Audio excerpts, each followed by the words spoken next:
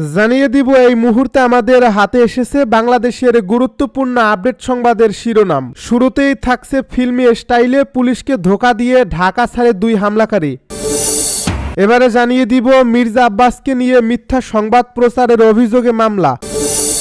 এদিকে এবার 2 শক্তির মধ্যে নির্বাচন হবে বলছে বিএনপি নেতা মির্জা ফখরুল। সব শেষে জানিয়ে দিব 2 উপদেষ্টার পদত্যাগের দাবি, সঙ্গে কঠোর কর্মসূচি দিল ইনকিলাব মঞ্চ। এতক্ষণ শুনছিলেন হাতে থাকা আপডেট সংবাদের শিরোনাম, এবারে বিস্তারিত।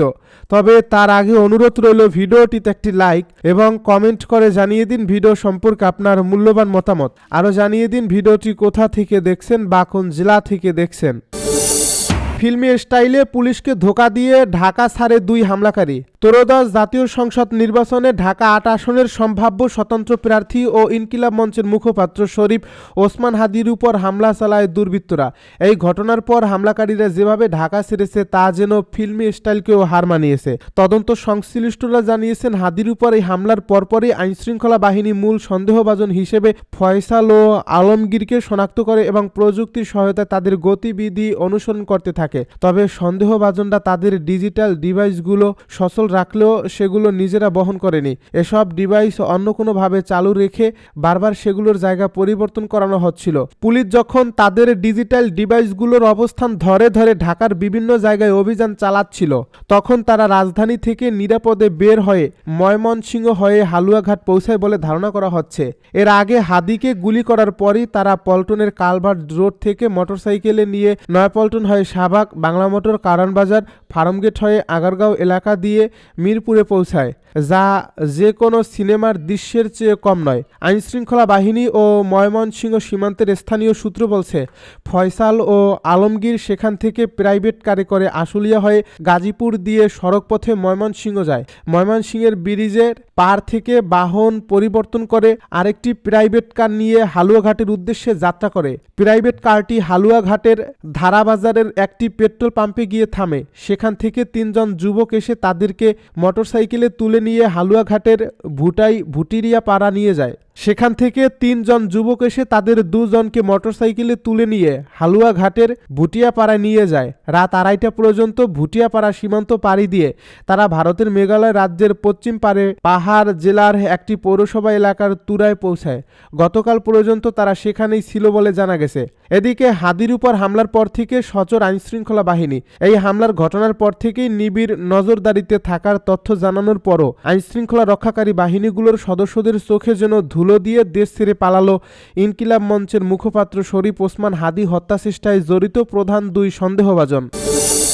মির্জা আব্বাসকে নিয়ে মিথ্যা সংবাদ প্রচারের অভিযোগে মামলা। ইনকিলাব মঞ্চের মুখপাত্র ও ঢাকা 8 আসনের সম্ভাব্য স্বতন্ত্র প্রার্থী শরীফ ওসমান হাদির গুলিবিদ্ধ হওয়া নিয়ে বিএনপির মনোনীত প্রার্থী মির্জা আব্বাসকে নিয়ে মিথ্যা তথ্যের সংবাদ প্রচার করে মিথ্যা বিভ্রান্তিকর তথ্য ছড়ানোর অভিযোগে অনলাইন নিউজ পোর্টাল দৈনিক আজকের কণ্ঠের বিরুদ্ধে ঢাকার আদালতে মামলা দায়ের করা হয়েছে। এই মামলায় পত্রিকার অ্যাডমিন সহ অজ্ঞাতনামা সহযোগীদের আসামি করা হয়েছে। রোববার ঢাকার অতিরিক্ত চিফ মেট্রোপলিটন ম্যাজিস্ট্রেট জশিতা ইসলামের আদালতে ঢাকা আইনজীবী সমিতির সদস্য অ্যাডভোকেট মোহাম্মদ সাদিকুর রহমান ভূঁইয়া মামলার আবেদন করেন। আদালত বাদীর জবানবন্দি গ্রহণ করে অভিযোগের বিষয়ে ডিবি পুলিশকে তদন্ত করে প্রতিবেদন জমা দিতে বলছে। অ্যাডভোকেট মোহাম্মদ সাদিকুর রহমান ভূঁইয়া এ তথ্য নিশ্চিত করেন। এই মামলায় অভিযোগ করা হয়, আগামী 12 ফেব্রুয়ারি 13তম জাতীয় সংসদ নির্বাচনের তারিখ ঘোষণাপূর্বক নির্বাচনী তফসিল ঘোষণা করা হয়েছে। নির্বাচনী তফসিল ঘোষণার পর বাংলাদেশ জাতীয়তাবাদী দল বিএনপি সহ অন্যান্য দলের প্রার্থীরা এবং একই সাথে স্বতন্ত্র প্রার্থীরা নির্বাচনী প্রচারণায় স্বাধীনভাবে নির্বাচনী আচরণবিধি অনুসরণ করে প্রচারণায় অংশগ্রহণ করছেন। নির্বাচনী প্রচারণা চলাকালে নির্বাচনী ফলাফলকে প্রভাবিত করার উদ্দেশ্যে এবং সেই সাথে নির্বাচন বিজয়ী হওয়ার সম্ভাবনায় প্রার্থীদের কাছ থেকে অন্য প্রকার অবৈধ সুবিধা আদায়ের চেষ্টার অংশ হিসেবে আসামি ও তার সহযোগীরা ইচ্ছাকৃতভাবে নিজে মিথ্যা জেনেও তা সত্য হিসাবে জনসাধারণের সম্মুখে সম্ভাবনাময় প্রার্থীদের ব্যক্তিগত চরিত্র এবং আচরণবিধি সম্পর্কে মিথ্যা বিবৃতি প্রদান ও প্রকাশ করে আসছে। আরও বলা হয়, নির্বাচনের অংশ হিসেবে ঢাকা ৮ আসনের স্বতন্ত্র প্রার্থী ওসমান হাদি গত ডিসেম্বর জুমার নামাজের পর নির্বাচনী প্রচারণায় অংশগ্রহণ করাকালে নির্বাচনকে প্রশ্নবিদ্ধ করার এবং অবাধে নির্বাচন অনুষ্ঠানে বাধা দেওয়ার পূর্ব পরিকল্পনার অংশ হিসেবে বিগত ফ্যাসিস্ট হাসিনা ও তার সহযোগীরা অজ্ঞাতনামা ভাড়াটিয়া খুনির মাধ্যমে ওসমান হাদিকে হত্যার উদ্দেশ্যে গুলি করেন। ইতিমধ্যে সেই হত্যাকারীর ছবি বিভিন্ন গণমাধ্যমে প্রকাশিত হয়েছে এবং আইনশৃঙ্খলা রক্ষাকারী বাহিনী প্রকৃত অপরাধীকে শনাক্ত করার খুব কাছাকাছি অবস্থান করছে।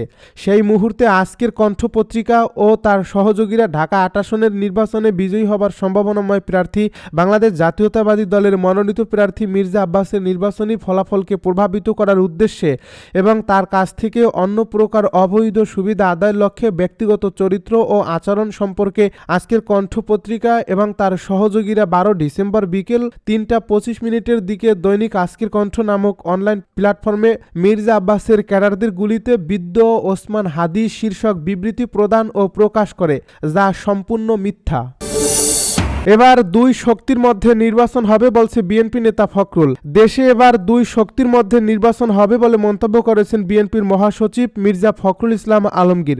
রোববার রাজধানীর কাকরাইলে ডিপ্লোমা ইঞ্জিনিয়ার্স ইনস্টিটিউটের হলে জাতীয়তাবাদী মুক্তিযোদ্ধা দল ও জাতীয়তাবাদী মুক্তিযুদ্ধ প্রজন্মের উদ্যোগে বিজয় দিবস উপলক্ষে জাতির ক্রান্তিলগ্নে গণতন্ত্র রক্ষায় জাতীয় সংসদ নির্বাচন অপরিহার শীর্ষক এক আলোচনা সভায় তিনি এ মন্তব্য করেন।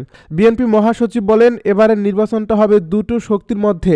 একটা শক্তি হচ্ছে বাংলাদেশের পক্ষের শক্তি, এই শক্তি হচ্ছে উদার গণতন্ত্রের পক্ষের শক্তি, এই শক্তি হচ্ছে সত্যিকারের অর্থের গণতন্ত্রকে প্রতিষ্ঠার শক্তি। আর আরেকটি শক্তি হচ্ছে সেই পেছনে যারা আমাদেরকে সব সময় বিভ্রান্ত করতে ধর্মের কথা বলে। তিনি বলেন, আমরা ৭১ সালকে ভুলতে পারি না। আমরা যারা দেশের স্বাধীনতার সঙ্গে যুক্ত ছিলাম, লড়াই করেছি, যুদ্ধ করেছি, এই দেশের জন্য একটা স্বাধীন ভূখণ্ড এনে দেওয়া হয়েছে, যার ফলে আমরা এখানে বেঁচে আছি, টিকে আছি এই ভূখণ্ডে। আমরা কি সেই শক্তির দিকে থাকব না? আমরা যারা সেটাকে নৎসাৎ করতে চেয়েছিল তাদের দিকে থাকব? মির্জা ফখরুল বলেন, দেশের মানুষ সঠিক সিদ্ধান্ত নেবে বলে আমরা মনে করি। সেই সিদ্ধান্ত হচ্ছে নির্বাচনে ধানের শীষের মাকড়াকে বেছে নেওয়া। এই কারণে এবারের শহীদ বুদ্ধিজীবী দিবস আমাদের কাছে অত্যন্ত গুরুত্বপূর্ণ। দুই উপদেষ্টার পদত্যাগ দাবির সঙ্গে কঠোর কর্মসূচি দিল ইনকিলাব মঞ্চ। ইনকিলাব মঞ্চের সদস্য সচিব আবদুল্লাহ আল জাবের বলেছেন, আমরা মনে করছি রাষ্ট্রে যারা আইন শৃঙ্খলা নিয়ন্ত্রণের দায়িত্বে রয়েছেন তারা রাষ্ট্রের যে আইন শৃঙ্খলা পরিস্থিতি দরকার তা নিশ্চিত করতে পারছেন না। আমরা স্পষ্ট করে বলতে চাই, আগামীকালের মধ্যে ওসমান হাদির উপর গুলি চালানো ব্যক্তিকে গ্রেপ্তার না হলে আমরা স্বরাষ্ট্র উপদেষ্টা এবং আইন উপদেষ্টার পদত্যাগ দাবি করছি। রবিবার রাতে ঢাকার এভারকেয়ার হাসপাতালের সামনে এক জরুরি সংবাদ সম্মেলনে তিনি একথা বলেন।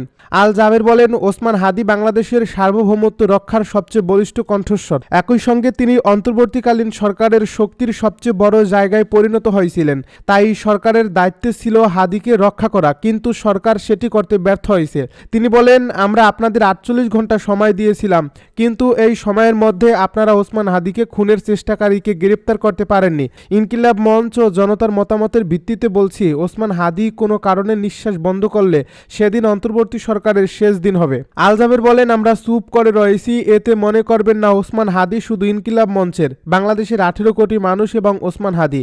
ওসমান হাদি বলে স্লোগান দেয়, তারা প্রত্যেকেই নিজেকে ওসমান হাদি দাবি করে। সুতরাং অন্তর্বর্তীকালীন সরকারকে বলছি, আপনাদের ক্ষমতা টিকিয়ে রাখার জন্য দ্রুত দোষীদের গ্রেপ্তার করুন। তিনি আরও বলেন, আমরা অত্যন্ত আশঙ্কা করছি যে আগামী নির্বাচনকে কেন্দ্র করে বাংলাদেশকে অস্থিতিশীল করতে একটি শ্রেণী উঠে পড়ে লেগেছে। বাংলাদেশের স্বাধীনতার সার্বভৌমত্ব টিকিয়ে রাখতে হলে ভারতের কোনো দাসত্ব মেনে নেওয়া হবে না, কোনো রাজনৈতিক দলকেও ভারতের পক্ষপাতী হতে দেওয়া হবে না। আগামীকাল থেকে আমরা সর্বাত্মক প্রতিরোধ পরিস্থিতি গড়ে তুলব। আইন শৃঙ্খলা বাহিনী বাধা দিতে এলে সর্বোচ্চ জবাব দেওয়া হবে। ইনকিলাব মঞ্চের এই সদস্য বলেন, আগামীকাল ইনকিলাব মঞ্চের আয়োজনে কেন্দ্রীয় শহীদ মিনারে সর্বদলীয় এক সমাবেশের আয়োজন করা হয়েছে। সকল রাজনৈতিক দলকে এই সমাবেশে অংশগ্রহণ করতে আমন্ত্রণ জানাচ্ছি।